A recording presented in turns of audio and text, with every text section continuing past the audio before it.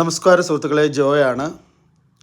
ഈ കഴിഞ്ഞ ദിവസങ്ങളിൽ റിഫോം പാർട്ടിയിലെ നേതാവ് നജിൽ ഫറാജ് പ്രഖ്യാപിച്ച കുറേ കാര്യങ്ങളെയൊക്കെ എടുത്തു വെച്ചിട്ട് യൂട്യൂബിലും ഫേസ്ബുക്കിലും തിരിഞ്ഞും മറിഞ്ഞും ഒരു ദിവസം നജിൽ ഫറാജ് പറഞ്ഞതിൻ്റെ വ്യാഖ്യാനങ്ങൾ ഇതാണെന്ന് പറഞ്ഞിട്ട് ഓരോരുത്തരും അവരവരുടെ ഇഷ്ടത്തിനുള്ള ഇൻ്റർപ്രിട്ടേഷൻസാണ്. പിറ്റേ ദിവസം ഇതെങ്ങനെയല്ല കേട്ടോ, അങ്ങനെയാണെന്നും പറഞ്ഞുകൊണ്ട്.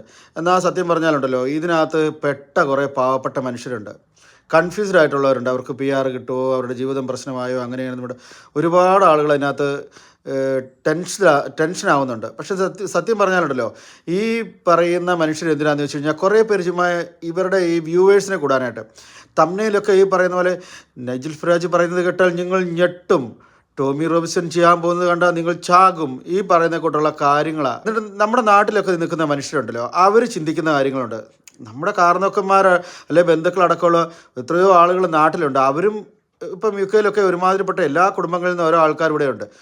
അവരെയൊക്കെ കൺഫ്യൂസ്ഡ് ആക്കാനായിട്ട് ഈ യൂട്യൂബർമാരും ഫേസ്ബുക്കിലുള്ള ഈ നാവിട്ടങ്ങ അലക്കി പൈസ മേടിക്കുക, ഇതിൻ്റെ റെന്യൂമറേഷൻ, എന്തായാലും മോണിറ്റൈസേഷൻ, അത് ഉദ്ദേശിച്ച് മാത്രം ചെയ്യുന്ന വൃത്തികേടുകളായി പറഞ്ഞുകൊണ്ടിരിക്കുന്നത്. നജിൽ ഫറാജ് എന്താണ് പറഞ്ഞത്, എന്നിട്ട് അതിനെ അയാൾ പറഞ്ഞത് മുഴുവൻ എടുത്തിട്ട് അതിനെ അവരുടേതായ രീതിയിൽ, അയ്യോ ഇന്ത്യക്കാരുടെ ഭാവി തുലാസിൽ, ഇന്ത്യക്കാരുടെ ജീവിതം തീർന്നു, കെട്ടുകെട്ടിക്കും, അത് ചെയ്യും ഇത് ചെയ്യും എന്നൊക്കെ പറഞ്ഞുകൊണ്ട് ഞാനിതേപ്പറ്റി ഇങ്ങനെ കണ്ടുകൊണ്ടിരിക്കുന്നത്. പിന്നെ ഞാനിപ്പോൾ എന്നറിയാം, കുറേ കോളുകളൊക്കെ വന്നതിൻ്റെ ബാക്കി വന്നിട്ട് ഇപ്പോൾ കഴിഞ്ഞ ദിവസം പാവപ്പെട്ടൊരു ഫാമിലി, അവർ കഷ്ടപ്പെട്ട് ഇവിടെ ജീവിക്കുന്നവർക്കാണ്, അവർ 5 വർഷം ആകാറാകുന്നവരാണേ. അപ്പോൾ അവർ പറയുകയാണ്, ചേട്ടാ ഇത് എന്താണ്, ഇതിൻ്റെ കാര്യം എങ്ങനെയാണ്, ഞങ്ങൾക്ക് കൊച്ചിനെ ഇനിയിപ്പം കാണിച്ചിട്ട് എടുക്കാൻ പറ്റുമോ എന്നൊക്കെ പറഞ്ഞിട്ട് അവർ സോളിസിറ്ററെ വിളിക്കുന്നു. ഇപ്പം ഇതിനകത്ത് എല്ലാ സോളിസിറ്റർമാരെയും അല്ല, അതിനെപ്പോഴും കുറേ സോളിസിറ്റർമാർ ഇതിനകത്ത് മുതലാക്കും. ഇല്ലാത്തവരോട് മുഴുവൻ അത് ചെയ്തോ ഇത് ചെയ്തോ എന്നും വേണ്ട, അവർ അതിനകത്ത് കുറേ കാണിക്കും. അപ്പോൾ ഇത് ആവശ്യമില്ലാത്തൊരു ഓളം വെക്കലാണ് ഇപ്പം നടന്നുകൊണ്ടിരിക്കുന്നത്. ഞാൻ പറഞ്ഞത്, ഇപ്പം പട്ടിയുടെ തൊടൽ പൊട്ടിയാൽ എന്ത് ചെയ്യും, കടൽ കയറി വന്നാൽ എന്ത് ചെയ്യും എന്നൊക്കെ പറയുന്ന പോലെ അങ്ങോട്ടിരുന്ന് അങ്ങ് വിമർശനം, അല്ലെങ്കിൽ എന്തോ ഈ കിടന്ന് ഈ പറഞ്ഞുകൊണ്ടിരിക്കുന്നത്.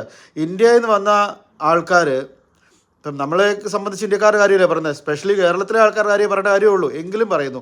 ഇന്ത്യയിൽ നിന്ന് ഈ നാട്ടിലേക്ക് വന്ന 90% ആൾക്കാരും ജോലി ചെയ്യാനായിട്ട് വന്നവരാണ്, പ്രൊഫഷനുള്ളവരാണ്, അവർ ജോലിയാണ് ചെയ്യുന്നത്. നേഴ്സുമാരായാലും IT-യിലുള്ളവരാണെങ്കിലും, പിന്നെ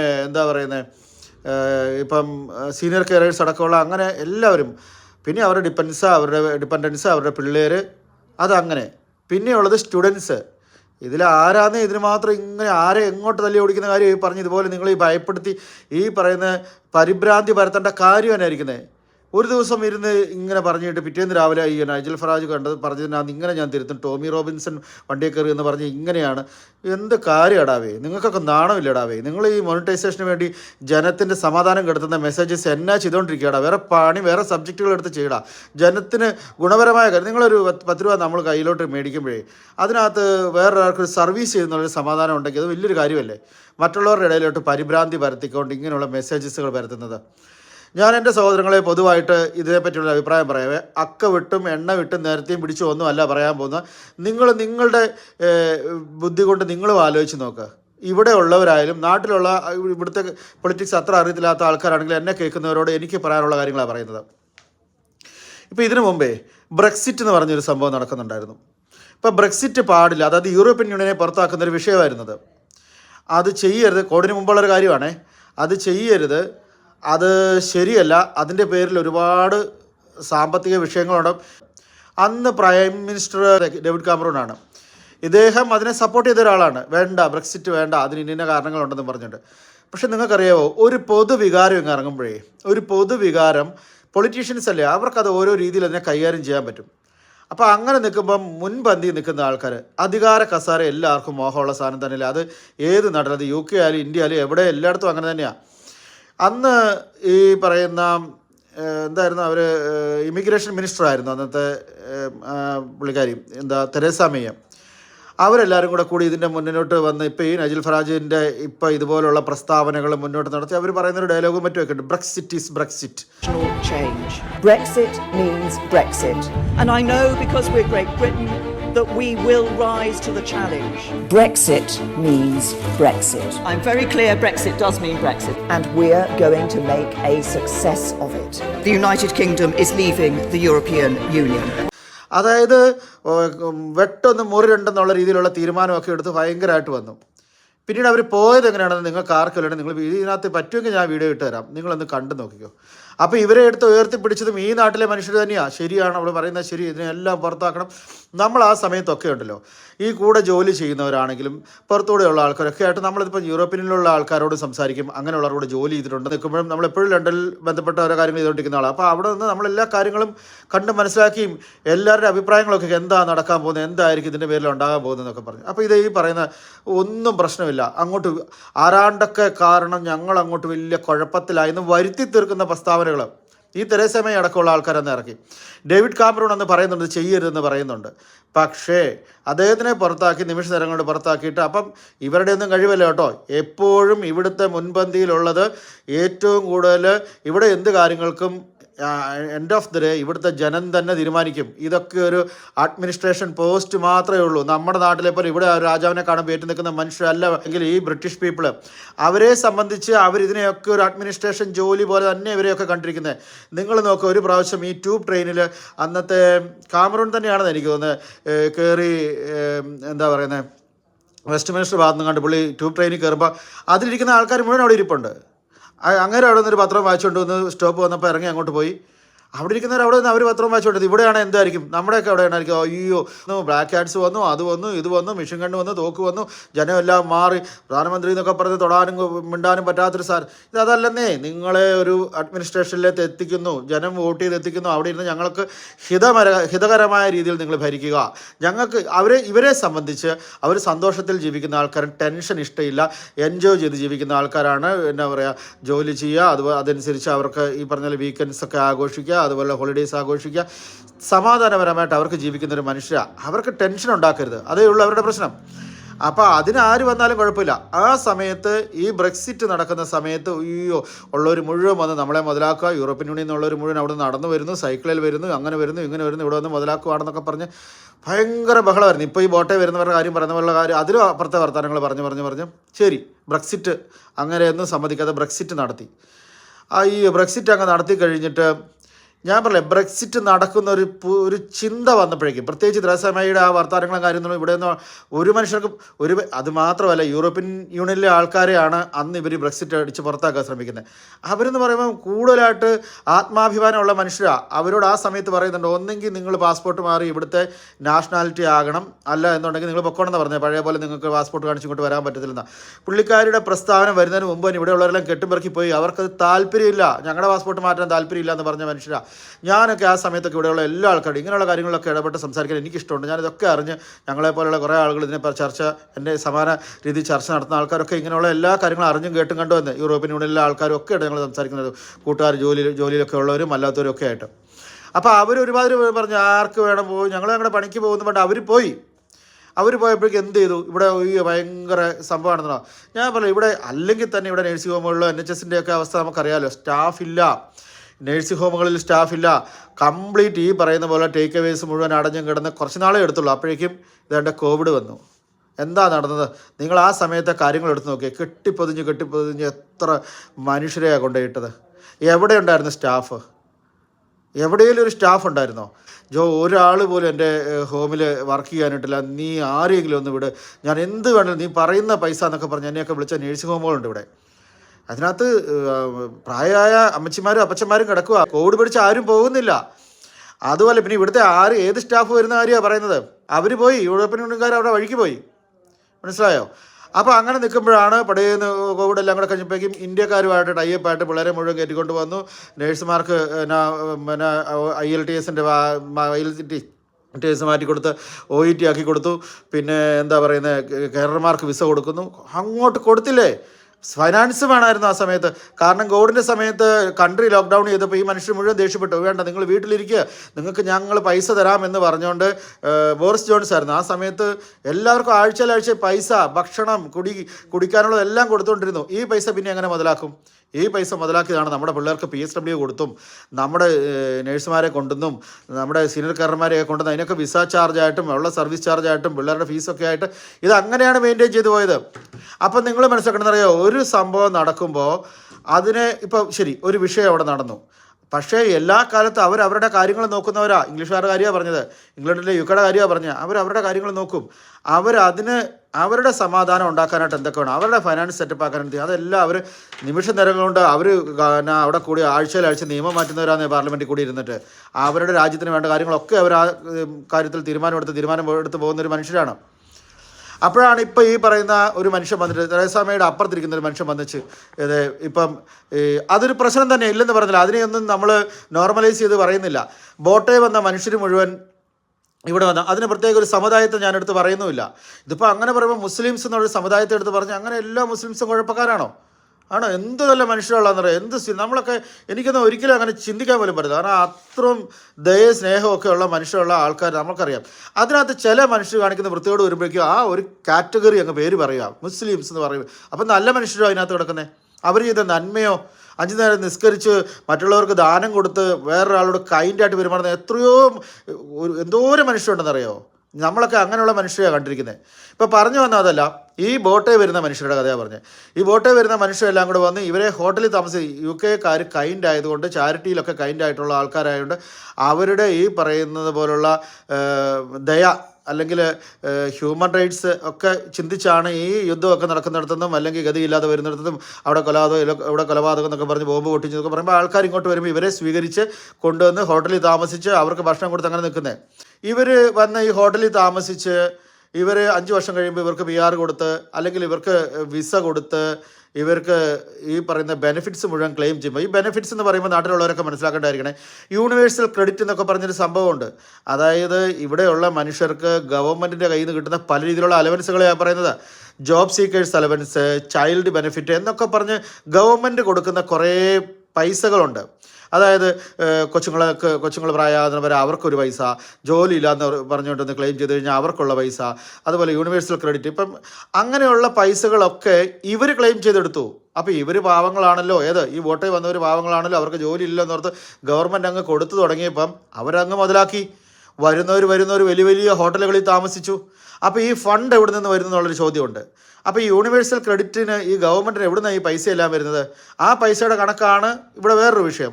നമ്മളൊക്കെ ജോലി ചെയ്യുമ്പം ഗവൺമെൻറ് നമുക്കൊരു നിശ്ചിത സമയം വെച്ചിട്ടുണ്ട്. അതിനപ്പുറത്തേക്ക് ജോലി ചെയ്താൽ, ഇപ്പോൾ നമ്മുടെ നാട്ടിൽ 24 മണിക്കൂറും ജോലി ചെയ്താൽ നമുക്ക് ഇഷ്ടംപോലെ പൈസ ഉണ്ടാക്കാം. എല്ലാ ദിവസവും നമുക്ക് പൈസ ഉണ്ടാക്കാമെന്ന് പറഞ്ഞ് ജോലി ചെയ്യുന്നൊരു പരിപാടിയില്ലേ, അതൊന്നും ഇവിടെ നടക്കുകയില്ല.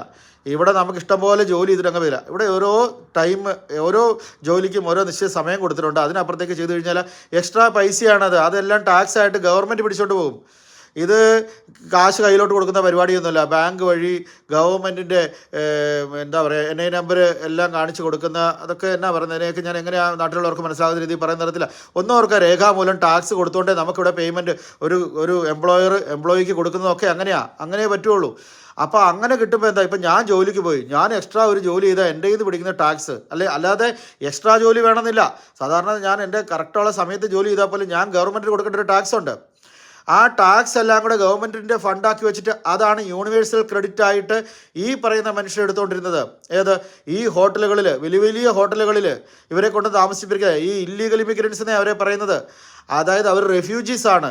അവർ ഈ കടൽ കഴിഞ്ഞ് ഈ ഇംഗ്ലീഷ് ചാനൽ വഴി കപ്പൽ വഴി വന്നവരാണ്.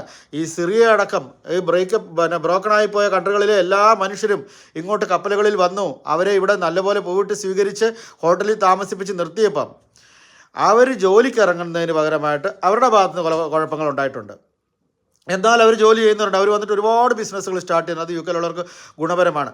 എന്നാൽ കുറച്ചാളുകൾ ആവശ്യമില്ലാതെ അവരുടെ കൊടി ഉയർത്തുകയും ആവശ്യമില്ലാത്ത മതപ്രചരണങ്ങൾ നടത്തുകയും ആവശ്യമില്ലാത്ത ബുദ്ധിമുട്ടുകൾ ഉണ്ടാക്കുകയും ചെയ്തിട്ടുണ്ട്, തമ്മിലടിക്കുകയൊക്കെ ചെയ്തിട്ടുണ്ട്. അത് ജനങ്ങളെ ബുദ്ധിമുട്ടിച്ചിട്ടുണ്ട്.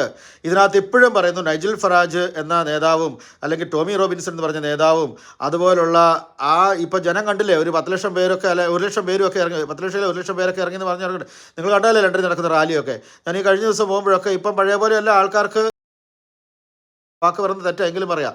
കാരണം അതിൻ്റെ കാരണം ഇതാ, നമ്മളെ എല്ലാവരെയും ഇപ്പം ആ ഒരു രീതിയിലോട്ട് അവർ കാണും. അപ്പം പ്രശ്നം ഇതാണ്, ഈ പറയുന്ന ഇംഗ്ലീഷുകാർ ഇവരെ എല്ലാവരും സ്വീകരിച്ച് ആനയിച്ച് കൊണ്ടുവന്നപ്പം ഇവരെല്ലാവരും ഹോട്ടലിലിരുന്ന് വീണ്ടും വന്നുകൊണ്ടിരിക്കുന്നു. ഇവിടെയാണ്ട് സാധനങ്ങൾക്ക് വില കയറുന്നു, വീടുകൾക്ക് വില കയറുന്നു, കൗൺസിലിൽ, അതായത് വീടിൻ്റെ ടാക്സ് കെട്ടുന്നത് അതിന് പൈസ, അങ്ങനെ എല്ലാ ജീവിതത്തിൻ്റെ എല്ലാ മേഖലകളിലും എക്സ്പെൻസായിരുന്നേ, പൈസ കൂടുതലായിരുന്നേ. അവിടെ ബുദ്ധിമുട്ടുകൾ തുടങ്ങി, അവിടെ ദേഷ്യമായി തുടങ്ങി. പിന്നെ ഈ നാട്ടിൽ ഈ വരുന്ന ആൾക്കാർ മര്യാദ കാണിക്കുന്നില്ല. ഇപ്പം ലണ്ടൻ നഗരം നിങ്ങൾ പോയി നോക്ക്, ക്രൈമാണ് അവിടെ നടന്നുകൊണ്ടിരിക്കുന്നത്.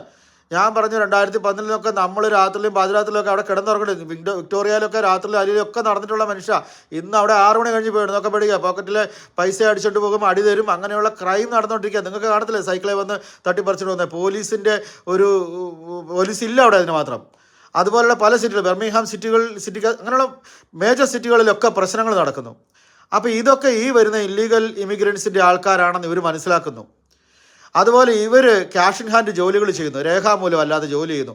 അതുമാത്രം ഇവർ ജോലി ചെയ്യാതിരിക്കുന്നു. പിന്നെ ഇവരുടെ വാശി കാണിക്കുന്നു, ഞങ്ങളാണ് എന്താന്ന് പറഞ്ഞുകൊണ്ട്. ഈ വന്ന മനുഷ്യർക്ക് ഓൾറെഡി PR കൊടുക്കുവാന്നേ. അപ്പോൾ അങ്ങനെയുള്ളതെല്ലാം കൂടെ വന്നപ്പോഴാണ് ഇവരൊരു രോഷം പൂണ്ടപ്പം ഈ മനുഷ്യൻ കയറുക എന്ന് പറഞ്ഞത്, ഞങ്ങൾ ILR കട്ട് ചെയ്യും, ഈ വിസ കൊടുത്തവരുടെ ഞങ്ങൾ തിരിച്ചു മേടിക്കും, ഞങ്ങൾ ILR കൊടുത്തവരുടെ തിരിച്ചു മേടിക്കും എന്നൊക്കെ പറഞ്ഞ് അങ്ങതാക്കി. ഓർഡർ ഇതെല്ലാം കൂടെ നമ്മുടെ കേരളത്തിലെ യൂട്യൂബേഴ്സ് എല്ലാം കൂടെ എടുത്തില്ല. കേരളത്തിൽ നിന്ന് വന്നവർക്ക് എന്ത് പറ്റുന്നു? എന്തുവാ മനുഷ്യരെ, നമ്മളെല്ലാവരും ബോട്ടേ വന്നവരാണോ? നമ്മുടെ ILR എല്ലാം കൂടെ പിടിച്ചു മേടിക്കാൻ പോവാണോ? നമ്മുടെ PR എടുത്ത് കളയാൻ പോകണം? നിങ്ങൾ എന്തുവാ ഈ പറഞ്ഞുകൊണ്ടിരിക്കുന്നത്? തെരേസ മേ കരഞ്ഞുകൊണ്ട് പോയത് നിങ്ങൾ കണ്ടില്ലേ? അങ്ങനെ എന്തെങ്കിലും നിയമം നൈജൽ ഫറേജ് കണ്ടിട്ടുള്ള അയാൾ കരഞ്ഞുകൊണ്ടല്ലായിരിക്കും പോകുന്നത്, അതിനപ്പുറത്തെ രീതി പോകേണ്ടി വരും. അത് ഈ ജനം അങ്ങനത്തെ, ഇവർ നല്ല മനുഷ്യരാന്നേ. ഇംഗ്ലീഷുകാർ അങ്ങനെ കുഴപ്പക്കാരല്ല, നമ്മളെല്ലാം കൊല്ലാനിരിക്കുന്നവരല്ല അവർ. നിങ്ങൾ അവരുമായിട്ട് അടുത്തിടപഴകിയിട്ടുണ്ടോ? അവരെന്ത് സ്നേഹമായിട്ട് അവർ എല്ലാ കാര്യങ്ങളും ചെയ്യുന്നത്. നിങ്ങൾ അവരോട് ആത്മാർത്ഥമായിട്ട് ബന്ധപ്പെട്ട് നോക്ക്. എനിക്കൊക്കെ ഒത്തിരി നല്ല ബന്ധങ്ങളുണ്ട്. അവർ നമ്മളെ എന്തോരം നല്ല രീതിയിലാണ് സംരക്ഷിക്കുന്നത്.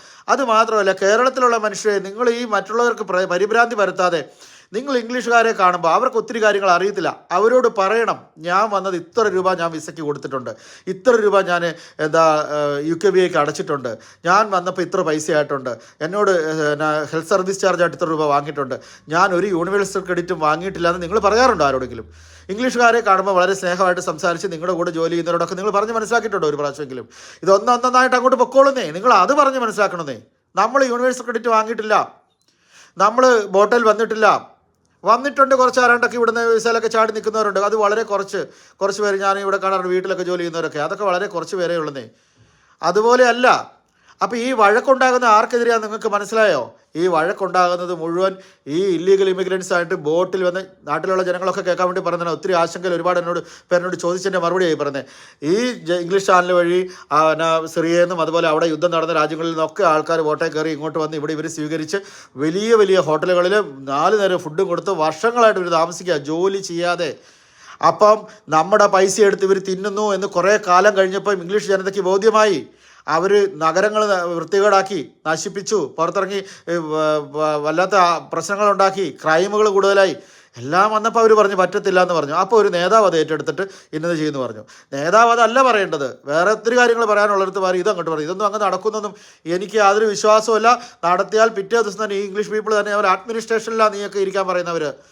ഈ പറയുന്ന എല്ലാവരോടും അതാ പറഞ്ഞത്. ഒരേ സമയം വന്ന് ഭയങ്കര വർത്തനം, ഇന്ദിരാഗാന്ധിനെയാണ് ഇഷ്ടം, ഇന്ദിരാഗാന്ധി സാരി ഉടുക്കുന്ന പോലെ ഉടുക്കുന്നൊക്കെ പറഞ്ഞുകൊണ്ട് വന്നതാണല്ലോ. ഞാൻ പറയുന്ന കരഞ്ഞോണ്ടേ ഇറങ്ങിപ്പോയത്. അതിൻ്റെ അടി വന്ന മെസ്സേജസ് ഒക്കെ നിങ്ങൾ കാണുക. I will shortly leave the job that it has been the honour of my life to hold. The second female Prime Minister, but certainly not the last.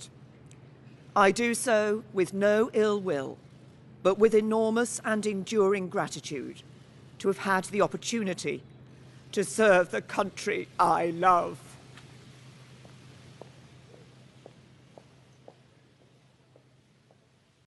അപ്പോൾ അതിലും വലിയൊരാൾ ഇങ്ങോട്ട് വന്നിട്ട് വേറെ താണ്ട് ചെയ്യുമെന്ന് പറഞ്ഞേ.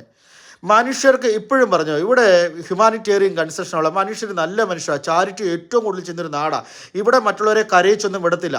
ഇനി വേറൊരു കാര്യം കൂടി പറയാവേ. ഞാൻ ഈ ഇല്ലീഗൽ ഇമിഗ്രൻസ് ഇവിടെ കിടന്ന് കളിക്കുന്ന ഈ വൃത്തികേടിന് ഞാൻ ഒരിക്കലും സപ്പോർട്ട് പോലെ ശരിയല്ല അവരാ ചെയ്യുന്നതൊന്നും. നല്ല മനുഷ്യരുണ്ട്, അതിനകത്ത് വന്ന നല്ല പൊന്നു മനുഷ്യരെ മാറ്റി നിർത്തിക്കൊണ്ട് പറയാം. അല്ലാത്ത കുറേ യവന്മാർ തീവ്രവാദം കാണിക്കുന്നവരെ പറ്റി ഈ പറയുന്നത്. അവർ കാരണം ഇപ്പം ഈ പ്രശ്നം ഉണ്ടായത്. പക്ഷേ ഇത് മുഴുവൻ ഇന്ത്യക്കാർക്ക് എന്ത് കിട്ടി? ഇന്ത്യക്കാരുടെ ജീവിതം കുരിശിലായോ? ഇന്ത്യക്കാരെ ഇപ്പോൾ തൂക്കിയിലെടുത്ത് എറിയുമെന്നും പറഞ്ഞുകൊണ്ട് ഈ ഉള്ള യൂട്യൂബർമാരും ഫേസ്ബുക്കിലൊക്കെ ഇവന്മാരെല്ലാം വന്ന് പറയുന്നതുകൊണ്ടാണ് ഞാനിപ്പോൾ ഇന്ന് പറയുന്നത്. രണ്ടാമത്തെ കാര്യം നമ്മുടെ അയർലൻഡിലും ഇവിടെ ഇന്ത്യക്കാരെ അടിക്കുന്നു. ഇന്ത്യക്കാർ ആരാണ്? ഈ ഇന്ത്യക്കാർ നിങ്ങളൊരു കാർ എടുത്തിട്ട് UK-യിലും അയർലൻഡിൽ കൂടെയൊക്കെ ചുമ്മാ ഒന്ന് ഓടിച്ച നഗരങ്ങളിലൂടെ ഇന്ത്യൻ റെസ്റ്റോറൻറ്റ് കാണാം. ഇന്ത്യൻ റെസ്റ്റോറൻറ്റ് ഇല്ലേ, ഒരുപാട് കാണാം. നിങ്ങൾ അതിനകത്ത് കയറിക്കേ, ആരുടെയാണ് ഈ ബംഗാളിയും പാകിസ്ഥാനിയുടെയും റെസ്റ്റോറൻറ്റ്, അവൻ ഇന്ത്യൻ റെസ്റ്റോറൻറ്റ് എന്നാണ് പേരിട്ടിരിക്കുന്നത്. പണ്ട് മുതൽ എനിക്ക് തോന്നിയ ഇതിനെതിരെ എങ്ങനെയൊന്ന് പ്രതികരിക്കും, ഇത് എങ്ങനെയൊന്ന് മാറ്റിക്കൊണ്ട് പോകുന്നത്. ഇവന്മാർ പാകിസ്ഥാൻ റെസ്റ്റോറൻറ്റ് എന്ന് പറഞ്ഞാൽ ആരെങ്കിലും കയറുമോ? ഇന്ത്യനെ അത്രയും വിശ്വാസമാണേ. ഇന്ത്യൻ ഫുഡ് ഞാൻ എൻ്റെ കാണുന്ന ഇംഗ്ലീഷുകാർ കൂട്ടുകാരോട് അത് ഇന്ത്യൻ റെസ്റ്റോറൻറ്റ് അല്ല, പാകിസ്ഥാന് ഞങ്ങളുടെ ഫുഡ് ഇതല്ല എന്ന് ഞാൻ പറയാറുണ്ട്. അപ്പോൾ ഇന്ത്യൻ എന്ന പേരിൽ ഇവിടെ ബംഗാളിയും അതുപോലുള്ള പാകിസ്ഥാനിയും അങ്ങനെയുള്ള ആൾക്കാർ കാണിക്കുന്ന കുരുത്തക്കേടിന് അടി ഒരുത്തിനിട്ട് കൊടുക്കുമ്പം ഇന്ത്യനിട്ട് അടിച്ചെന്നുള്ള പേരാവും. ഇപ്പം നിങ്ങൾ കണ്ടായിരുന്നോ കഴിഞ്ഞ ദിവസം ഒരു പിസ്സ മേടിച്ച് ഡെലിവറി ചെയ്യുന്നവൻ പിസ്സ അതിനകത്ത് കട്ട് കഴിക്കുന്നു, അവനെ പിടിച്ചു കഴിഞ്ഞപ്പോൾ പാകിസ്ഥാനിയാണ്. പക്ഷേ അടി കൊടുക്കുന്നതും പറഞ്ഞുകൊണ്ട് വർത്താനം പറയാം, വാക്കിനെനിക്ക് ഒത്തിരി പറയാൻ പറ്റും, അങ്ങനെ പറഞ്ഞുകൊണ്ട് പറയുകയും അതിൻ്റെ അടി മുഴുവൻ ഇവനെ എല്ലാം ഓടിക്കുന്നു. ആരാ അത് പാക്കിയ ഈ പറയുന്ന പിന്നെ എന്താ പറയുന്നത്, നമ്മുടെ ലണ്ടൻ നഗരത്തിനകത്ത് എത്ര 10 ലക്ഷമോ 18 ലക്ഷം പേരും കണ്ട് അവരല്ലേ ഉള്ളത് ഇല്ലേ? കഴിഞ്ഞ ദിവസം ട്രംപ് ഒരു മേയറെ പറ്റി പറഞ്ഞില്ലേ, അവൻ്റെ ഒന്നും പേരൊന്നും ഇത്തിരി പറഞ്ഞിരുന്ന എന്നാ മേയറെന്ന് പറഞ്ഞ് ഹൊറിബിൾ മേയർന്നു അങ്ങനെ പറഞ്ഞ് ആരാ ആ മേയർ എവിടുത്തുകാരനാ? പക്ഷേ പറയുമ്പോൾ ഇന്ത്യൻ എന്നാന്നേ പറയുന്നത്. ഈ പറയുന്ന അയർലൻഡ് അടക്കം ഇവിടെ അടക്കം നടക്കുന്ന ഇന്ത്യൻ എന്നുള്ള പേര് നടക്കുന്ന വഴക്കുകളും പ്രശ്നങ്ങളും എല്ലാം നടക്കുന്നതും അല്ല ഒരു അടി പൊട്ടുന്നതും ഒക്കെ ഇവന്മാരെ കോൺസെൻട്രേറ്റ് ചെയ്താ ഇവന്മാർ കാണിക്കുന്ന വൃത്തികേടിന് അതിന് നമുക്കൂടെ പേരുണ്ടെന്നുള്ളതേ ഉള്ളൂ. അതിനാണോ നിങ്ങൾ ഇന്ത്യയിൽ നിന്ന് വന്ന പാവപ്പെട്ട നേഴ്സുമാരെയും അതുപോലുള്ള ആൾക്കാരെയും കിടന്ന് ഈ പറയുന്നത്? ഇന്ത്യയിൽ നിന്ന് വന്ന നേഴ്സുമാർ അവരുടെ കെട്ടിയവന്മാർക്ക് വിസ അടിക്കാൻ പൈസ കൊടുത്തു, അവർ വിസ അടിച്ചു, അവരിവിടുന്ന് ജോലി ചെയ്യുവാന്നേ NHS-ലും കെയർ ഹോമുകളിലും ഒക്കെ. ഹെൽത്ത് കെയർ അസിസ്റ്റന്റ്മാർ ജോലി ചെയ്യുമല്ലേ, IT മേഖലയുള്ളൊരു ജോലി. അവരാരാ ഇവിടെ യൂണിവേഴ്സിറ്റി ക്രെഡിറ്റ് മേടിച്ചിട്ട് അവിടെ പോയി ഹോട്ടലുകളിൽ താമസിക്കുന്നത്? അതുകൊണ്ട് ആരെ ഈ ഭയപ്പെടുന്നത്? എന്ത് ഭയപ്പെടുക? അങ്ങനെയുള്ളിടത്ത് പറഞ്ഞു നിൽക്കാനായിട്ട് തന്നെ നിങ്ങൾക്ക് പറ്റാത്തത് എന്തുകൊണ്ടാണ്? ഈ പറയുന്ന പേടിച്ചിരിക്കുന്ന മനുഷ്യരോട് ഞാൻ ചോദിക്കുകയാണെ, നിങ്ങൾ ചിന്തിക്കുക, നിങ്ങളെ ആരെങ്കിലും ഓടിക്കാനുള്ളവരാണ്, നിങ്ങൾ ജോലിയാണ് ചെയ്യുന്നത്, ജോലി ചെയ്തിട്ടാണ് അത് പറയാൻ നിങ്ങൾക്ക് പറ്റും. നാളെ രാവിലെ ഇങ്ങോട്ട് വന്നിട്ട് അയ്യോ നിന്നെ എല്ലാം കൂടെ എങ്ങനെ നിൻ്റെ ILR ഇങ്ങോട്ട് വന്നൊക്കെ കളഞ്ഞിട്ട് കയറ്റി വിടുകയെന്ന് പറയും. ഇതൊക്കെ നിങ്ങൾ ഏത് രാജ്യത്തെ കാര്യം പറഞ്ഞു? UK നടക്കാൻ പോകുന്ന കാര്യം അല്ല ഇതൊന്നും. പറഞ്ഞാൽ മനസ്സിലായോ? ഇനി ഈ ഒരു വിരട്ടൊക്കെ നല്ലതാണ്. ഇനി രണ്ടാമതൊരു കാര്യം കൂടെ പറയട്ടെ. ഇനി അങ്ങനെ സംഭവിക്കുകയാണെന്ന് നമുക്ക് കരുതാം. ഈ പറയുന്ന അക്കോളെടുത്തേ അത് ഇവരാത് മാറിപ്പോ എന്താണെന്ന് ചോദിക്കാം, അപ്പോയിൻമെൻറ്റ് ചോദിക്കാം, അങ്ങോട്ട് മാറും. എന്നിട്ട് അയ്യോ ഞാൻ എന്താ പറഞ്ഞു വന്നേ, ഇനി അങ്ങനെ സംഭവിച്ചു എന്ന് കരുതുക. എന്താ ILR ഇവരെ എല്ലാവരും ഫ്ലൈറ്റ് എല്ലാം കൂടി ഇങ്ങനെ അങ്ങ് നിർത്തിയിട്ട് എന്നാ പറഞ്ഞ് മാസ് ഡീപ്പോർട്ടേഷൻ, ഇങ്ങനെ ഫ്ലൈറ്റ് എല്ലാം നിർത്തി മറ്റേ അമേരിക്ക ട്രംപ് ചെയ്തപോലെ വിലങ്ങൊക്കെ വെച്ചിട്ട് ഇങ്ങനെ കയറ്റി അങ്ങോട്ട് വിടാൻ റെഡിയായിട്ട് ഫ്ലൈറ്റ് എല്ലാം റെഡിയാക്കി വെച്ചേക്കുക. അതാ റിഫോം പാർട്ടി ഭരണത്തിൽ വന്നാൽ ഇങ്ങനെയുള്ളവരെ ഇവരെ മുഴുവൻ ഇവിടെ വന്ന മനുഷ്യരെ മുഴുവൻ എങ്ങോട്ട് പോകും? ജഗതി സിനിമയ്ക്കതിൽ എങ്ങോട്ട് പോകുന്നു എന്ന് പറഞ്ഞ പോലെ എങ്ങോട്ട് പോകും? എങ്ങോട്ട് ഡീപ്പോർട്ട് ചെയ്യും? ഈ വന്ന മനുഷ്യരെല്ലാം തകർക്കപ്പെട്ട രാജ്യങ്ങളിൽ നിന്ന് വന്നതാണ്. അവരെ എങ്ങോട്ട് ഡീപ്പോർട്ട് ചെയ്യും? ആരെങ്ങോട്ട് പോകും? എല്ലാം നഷ്ടപ്പെട്ട് പലായനം ചെയ്ത മനുഷ്യരാണ് ഈ ബോട്ടേ കയറി വന്നത്. അതിനകത്ത് എത്ര പേര് വെള്ളത്തിൽ വീണ് കൊച്ചുങ്ങളൊക്കെ അലിയൻ ജോന്നായിരുന്നു കൊച്ചിന് വരാം, കൊച്ചൊക്കെ മരിച്ചു കിടക്കുന്നൊക്കെ നിങ്ങൾ ഓർക്കുന്നുണ്ടോ? അവൻ്റെ പേര് ഞാൻ പറഞ്ഞു, കുഞ്ഞിനെ ഞാൻ ഈശോയൊക്കെ എടുത്ത് വെക്കുന്ന പടമൊക്കെ ആയിട്ട് വെച്ചായിരുന്നു. അപ്പം അങ്ങനെയുള്ള പലായനമാണ് നടന്നത്. ആ മനുഷ്യരാണ് ഇവിടെ വന്ന് കിടക്കുന്നത്. അവരെ സിറിയയിലോട്ട് ഡീപ്പോർട്ട് ചെയ്യുമോ? അത് അവരെ എങ്ങോട്ട് ഡീപ്പോർട്ട്? ശരിയാ, ട്രംപ് നമ്മുടെ ആൾക്കാരെ എല്ലാം കൂടി ഫ്ലൈറ്റിലോട്ട് കയറ്റി വിട്ടപ്പോഴുണ്ടല്ലോ, സ്വീകരിക്കാൻ ഇന്ത്യ എന്ന് പറഞ്ഞ രാജ്യമുണ്ട്, അവർക്ക് വീടുമുണ്ട്. ഈ മനുഷ്യർക്ക് രാജ്യമില്ല. അപ്പോൾ പറയാം മാസ് ഡീപ്പോർട്ടേഷൻ നടക്കുക, ഇതെല്ലാം കൂടെ കട്ട് ചെയ്ത് നിങ്ങൾ എന്താ ആരെയാടാവേ ഈ യൂട്യൂബർമാരെല്ലാം കൂടി ഇങ്ങനെ പറഞ്ഞുകൊണ്ടിരിക്കുന്നത്? എന്തുവാ ഈ പറഞ്ഞത്? വലിയ തമ്പന, അയ്യോ ഇന്ത്യക്കാരുടെ ജീവിതം. എൻ്റെ സഹോദരങ്ങളെ, നാട്ടിൽ എന്നെ കേൾക്കുന്ന സഹോദരങ്ങളെ, ഇവിടെ ഇന്ത്യക്കാർക്ക് പ്രത്യേകിച്ച് നിങ്ങളുടെ മക്കളോ അല്ലെങ്കിൽ മരുമക്കളോ നിങ്ങളുടെ കസിൻസോ ആയിട്ടുള്ള നേഴ്സുമാർക്കോ ഹെൽത്ത് കെയർ അസിസ്റ്റൻ്റായിട്ടോ വന്നവരോ സ്റ്റുഡൻസിനോ ഒന്നും പ്രശ്നമില്ല കേട്ടോ. അവരെ ആരും എങ്ങോട്ടും കയറ്റി വിടാനും പോകുന്നില്ല. മനുഷ്യർ ജീവിക്കുന്നൊരു നാടാണ്. ഇവിടെ എല്ലാവർക്കും കാര്യങ്ങൾ പറഞ്ഞാൽ മനസ്സിലാകുന്ന നാടാണ്. ഇവിടെ ഇപ്പം ഞാൻ നേരത്തെ പറഞ്ഞ ഇല്ലീഗൽ ഇമിഗ്രൻസ് ഉണ്ടാക്കിയ വിഷയം കാരണം ജനങ്ങൾക്ക് ദേഷ്യം വന്നു, ഇംഗ്ലീഷ് ജനങ്ങൾക്ക് ദേഷ്യം വന്നു. അവർ വലിയൊരു റാലി നടത്തി. അതിൻ്റെ മുന്നിൽ കയറി വലിയ വലിയ ആളുകളാകാനായിട്ട് ഓരോരുത്തന്മാർ വിവരക്കേടുകൾ വിളിച്ച് പറയുന്നുണ്ട്. അതൊക്കെ നാളെ രാവിലെ പണ്ട് ഇന്ദിരാഗാന്ധി അടിയന്തരാവസ്ഥ കൊണ്ടെന്ന് പറഞ്ഞോളൂ, ഇവിടെ നടക്കുന്ന കാര്യമൊന്നുമല്ല. ഇവിടെ വന്ന ജനമുണ്ടല്ലോ, അവരെ ജോലിയിലേക്കാക്കാനും അവരുടെ അക്കോമഡേഷനെ ബന്ധപ്പെട്ട കാര്യങ്ങൾ ചെയ്യാനും അവരെ മര്യാദയ്ക്ക് ലൈഫ് മുന്നോട്ട് കൊണ്ടുപോകാനായിട്ട് ഗവൺമെൻറ് ശ്രമിക്കുമെന്നാണ് ഞാൻ വിശ്വസിക്കുന്നത്. അല്ല നാളെ രാവിലെ മാസ് ഡിപ്പോർട്ടേഷൻ എന്ന് പറഞ്ഞ് ഇവിടെ വേറെ വല്ലതും കൂടി എന്നാ പറഞ്ഞ് സിവിൽ വാർ പോലുള്ള വല്ല കാര്യങ്ങൾ നടക്കുന്നത് ഞാൻ വിശ്വസിക്കും. ഇവരൊന്നും പോകത്തില്ല. നിങ്ങൾ ഇവരൊക്കെ ആയിട്ട് സംസാരിക്കുന്നേ, ജനങ്ങൾക്കിടയിൽ നിന്ന് ഇറങ്ങി നടക്കുന്നേ, ലണ്ടനിലും അവിടെ ഇവിടെയൊക്കെ ട്രാവൽ ചെയ്യുന്നേ. ഞാൻ ഈ പറയുന്ന ഇല്ലീഗൽ ഇമിഗ്രേഷൻ എന്ന് വിളിക്കുന്ന ഈ മനുഷ്യരുടെ ഇടയിൽ കൂടെ നടക്കുന്ന ആളാണ് ഇവരോട് സംസാരിക്കുന്നത്. അവർക്കും നമ്മളെ പോലെ അവരാരും യൂട്യൂബ് ഇറക്കുന്നില്ലല്ലോ, പേടിക്കുന്നില്ലെന്ന്. അവരല്ലേ ഏറ്റവും പേടിക്കേണ്ടത്. അവർ പറഞ്ഞല്ലോ ഒരിടത്തോട്ടും പോകുന്നില്ലെന്ന്.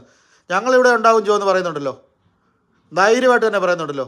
ഞാൻ താമസിക്കുന്ന ഏരിയ മുഴുവൻ അങ്ങനെയുള്ള ഒത്തിരി പേരെ ബിസിനസ്സൊക്കെ നടത്തുന്നുണ്ട്. അവരൊക്കെ ഞാൻ പറഞ്ഞു നിങ്ങൾ കണ്ടോ ഇത് നടക്കട്ടെ, അവർ നടന്നോട്ടെ. ഇടിയാണേ ഇടി, അടിയാണേ അടി, ഞങ്ങളിവിടെ ആയിരിക്കും. ഇത് താണ്ട ഊറ് ഇതേ വിട്ടിട്ട് എങ്കടാ പോറേന്ന് രജനീകാന്ത് ചോദിച്ച പോലെ അത്രയേ ഉള്ളൂ. അവിടെയാണ് ജോലി ചെയ്യാൻ വന്ന ടാക്സ് എടുത്ത് ജോലി ചെയ്യുന്ന PR കിട്ടിയ മനുഷ്യർ, നാഷണാലിറ്റി കിട്ടിയ മനുഷ്യരെ ഇട്ട് വിറപ്പിക്കുക. അയ്യോ ഇന്ത്യക്കാർക്ക് പ്രശ്നമില്ല. അയർലൻഡിൽ അടി കിട്ടിയിട്ടുണ്ടെങ്കിൽ ഞാൻ പറയാം, ഇന്ത്യൻ എന്നുള്ള കോമൺ നെയിം പറയുന്ന മുഴുവൻ മലയാളിനെയൊന്നുമല്ല, ഇന്ത്യക്കാരെ അല്ല തിരഞ്ഞു പിടിച്ചടിക്കുന്നത്. ഈ ഇന്ത്യക്കാരുടെ പേര് പറഞ്ഞ് ഈ പാകിസ്ഥാനിയും ബംഗാളിയും ഒക്കെ ഹോട്ടലുകൾ നടത്തും, അവന്മാർ ഈ പറഞ്ഞ പോലെ ഇല്ലീഗൽ വർക്ക് ചെയ്യുകയോ ഒക്കെ ചെയ്യുന്നുണ്ട്. ഇതോടൊപ്പം ഒന്നുകൂടെ പറയാവേ, ഈ പുരകത്തുമ്പം വാഴ വെട്ടുന്നെന്ന് പറയുന്ന പോലെ കുറേ സോളിസിറ്റർമാർ ഇറങ്ങിയിട്ടുണ്ട്. നല്ല സോളിസിറ്റർമാരെ നിങ്ങളെ കൈയെടുത്ത് വണങ്ങിക്കൊണ്ട് പറയുക, അല്ലാത്ത കുറേ ഡാഷുകളെ പറയുക. സോളിസിറ്റർമാരും ഉണ്ട്. പിന്നെ ഉണ്ടല്ലോ ഇമിഗ്രേഷൻ അഡ്വൈസേഴ്സ്, വായി തോന്നുന്ന കോതയ്ക്ക് പാട്ടെന്ന് പറഞ്ഞാൽ എന്തെങ്കിലും പറയുന്നവന്മാരെ കൂടി കൂട്ടി പറയാം. ഇവന്മാരൊക്കെ പറയുന്ന കേട്ടോ, എൻ്റെ പിള്ളേരെ നിങ്ങൾ ഇവന്മാരുടെ അടുത്ത് കൊണ്ടുപോയിട്ട് ഈ പറയുന്ന സാധനം കൊടുത്തേക്കില്ല, അസൈലം. മനസ്സിലായല്ലോ? ഹ്യൂമൻ റൈറ്റ്സിൻ്റെ പേപ്പർ ഇട്ടോ, ആ പേപ്പർ ഇട്ടോ, ഇതെല്ലാം കൂടി ഒറ്റയടിക്ക് ഡിസ്മിസ് ചെയ്ത് കളയും. അതൊക്കെ അവർ ചെയ്യും. അതിനൊക്കെ എന്തൊക്കെ ചെയ്യും? പിള്ളേർ എന്തെങ്കിലും വിസ കിട്ടുമോ അല്ലെങ്കിൽ ആ രീതിയിലൊക്കെ ജീവിക്കാനായിട്ട് നോക്കുന്നതായിരിക്കും നല്ലത്. ആവശ്യമില്ലാതെ ഈ പറയുന്നവർക്ക് പൈസ കിട്ടിയാൽ മതി. ഇവർ നിങ്ങളുടെ പേപ്പറിൻ്റെ പുറകെ പോകത്തില്ല. 60 days ലെറ്റർ വന്നാൽ പറഞ്ഞു കൊടുക്കലത്തെ എത്ര അവന്മാർ, ഞാനതേപ്പറ്റി ഞാൻ ഒരുപാട് പറഞ്ഞു, ഇനിയും പറയാം. കുറേ അവന്മാർ നമ്മുടെ പിള്ളേരുടെയൊക്കെ ലൈഫ് കളഞ്ഞിട്ടുണ്ട്. അപ്പം നാട്ടിൽ എന്നെ കേൾക്കുന്ന എൻ്റെ പ്രിയപ്പെട്ട മാതാപിതാക്കളെ, എൻ്റെ സഹോദരങ്ങളെ, അനിയത്തിമാരെ, അനിയന്മാരെ, നിങ്ങളോട് പറയുന്നു, UK എന്ന് പറയുന്ന നല്ലൊരു രാജ്യമാണ്. ഹ്യൂമാനിറ്റേറിയൻ കൺസെഷനുള്ള ഒരുപാട് ചാരിറ്റി ചെയ്യുന്ന ഒരു നല്ല നാടാണ്. ഇവിടെ നിങ്ങളുടെ ബന്ധുക്കളോ മക്കളോ ഇവരൊക്കെ ജോലി ചെയ്യുന്നവർക്കൊന്നും ഒരു പ്രശ്നവും ഇല്ല. ഇവിടെ അതിന് നിയമങ്ങളുള്ള നാടാണ്. പിന്നെ ഇപ്പം നടക്കുന്നത്, ഞാൻ ഒന്നുകൂടെ ഒറ്റ വരിയിൽ പറയുന്നു, ഇവിടെ അഭയാർത്ഥികളായിട്ട് വന്ന ആൾക്കാർക്കിടയിൽ ഒത്തിരി പേരില്ല, നല്ല പൊന്നു മനുഷ്യരുണ്ട്. അതിൽ അല്ലാതെ കുറേ എണ്ണം വഴി കൂടെ ഇറങ്ങി കാണിക്കുന്ന അനാവശ്യങ്ങൾ കൂടുതലായപ്പോൾ അവരുടെ കൺട്രോൾ പോയി. അവരുടെ പൈസ മേടിച്ച് യൂണിവേഴ്സൽ ക്രെഡിറ്റ് വഴി വീട്ടിൽ ചുമ്മാ ഇരുന്ന് തിന്ന് ഒക്കെയാണ് പറയുന്നത്. നിങ്ങൾ ഈ മലയാളി യൂട്യൂബർമാർ നാഴിക്കുന്ന പെട്ടെന്ന് അയ്യോ ഇന്ത്യക്കാരെ ഓടിച്ചു, നിങ്ങൾ ആഫ്രിക്കക്കാരൊക്കെ ഇറക്കുന്ന വീഡിയോ ഇരുന്ന് കാണണവേ ആരെയാണ് ട്രോളുന്നതെന്ന്. ഈ ഫാജിനെയൊക്കെ അവർ പറയുന്നത് കേൾക്കണം. എന്തോ കഴിഞ്ഞ ചായ ഒഴിക്കുന്നതും ഒക്കെ കാണിച്ച് അവർ കളിയാക്കി വിടുക. എടാ വായി തോന്നുന്നു, അങ്ങനെ UK അങ്ങനെ നടക്കത്തില്ലടാ. അങ്ങനെ ഈ പറയുന്നത് വെട്ടൊന്ന് മുറിയേണ്ട നിയമം ഉണ്ട്. ഒരുത്തം കൊണ്ടുവരുമായിരിക്കും, അവൻ 6 മാസം പോലും ഇരിക്കുകയല്ല, അല്ലെ 1 വർഷം പോലും ഇരിക്കുകയല്ല. മറ്റേ പെണ്ണുമ്പിള്ള കരഞ്ഞോണ്ട് ദ കൺട്രി ഐ ലൗഡ് എന്നൊക്കെ പറഞ്ഞ് കരഞ്ഞോണ്ട് അവർ പോയത്. എന്നെ ആയിരുന്നു മിടുക്ക്. ബ്രെക്സിറ്റ് ഭയങ്കര റാണിയുടെ അവൾ ഓർക്കുന്നുണ്ടായിരുന്നു. അന്ന് പിള്ളേരെല്ലാം അങ്ങനെ പഠിച്ചു എത്ര പിള്ളേരുടെ ഭാവി കളയാൻ ശ്രമിച്ചു. ഇവിടെ മുഴുവൻ കൂണുപോലെ കോളേജുകളായിരുന്നു. ഐമ കോളേജ് മലയാളിയുടെ, ആ കോളേജ്, ഈ കോളേജ്, തേങ്ങാ കോളേജ്, മാങ്ങാ കോളേജ്, കെട്ടിടത്തിൽ മുഴുവൻ ബംഗാളി ഒരു കോളേജ് വെച്ചു. അപ്പോഴാണ് ഇവർ ഇമിഗ്രേഷൻ മിനിസ്റ്ററായിട്ട് വന്നത്. ഇവരെന്ത് ചെയ്തു? എടാ എലിയെ പിടിച്ച് ഇല്ലം ചുടുന്നെന്ന് പറഞ്ഞാൽ എന്നാൽ കോളേജ് അടച്ചപ്പോൾ അവർ ഒരു 2 യൂണിവേഴ്സിറ്റിയും കൂടി അങ്ങ് പിരിച്ചു വിട്ടു. എത്ര പേരുടെ ഭാവി കളഞ്ഞു. എന്നിട്ട് അവർ PSW എടുത്ത് കളഞ്ഞു. ഇവിടെ വിസ കൊടുക്കണ്ടെന്ന് പറഞ്ഞു, കെട്ടിപ്പിടിച്ച് അങ്ങ് ഇരുന്നോളാൻ പറഞ്ഞു. പക്ഷേ അത് കഴിഞ്ഞപ്പോൾ കണ്ടില്ലേ, പിള്ളേർ മുഴുവൻ PSW എന്തേറെ ജനം കയറി വന്നു. ഇവിടെ ഞാൻ പറഞ്ഞില്ലേ, ഈ പാർലമെൻറ്റ് കൂടി ജനഹിതമായ കാര്യങ്ങൾ തീരുമാനിക്കുന്ന നാടാണ്. ഇവിടെ നിങ്ങൾ ആവശ്യമില്ലാതെ ആഘോഷിക്കാതെ ഈ പറയുന്ന വിവരം കെട്ട യൂട്യൂബർമാരും വിവരം കെട്ട ഫേസ്ബുക്കിലെ കുറേ അവന്മാരും അവരുടെ മോണിറ്റൈസേഷന് വേണ്ടി വായി തോന്നുന്നത് കോതയ്ക്ക് പാട്ടെന്ന് പറയുന്ന പോലെ ജനങ്ങൾക്കിടയിൽ ഇളക്കി വിടുന്ന പരിഭ്രാന്തി ഒന്നുമല്ല. നിങ്ങൾ അത്രയും ഭയപ്പെടേണ്ട കാര്യമൊന്നുമില്ല.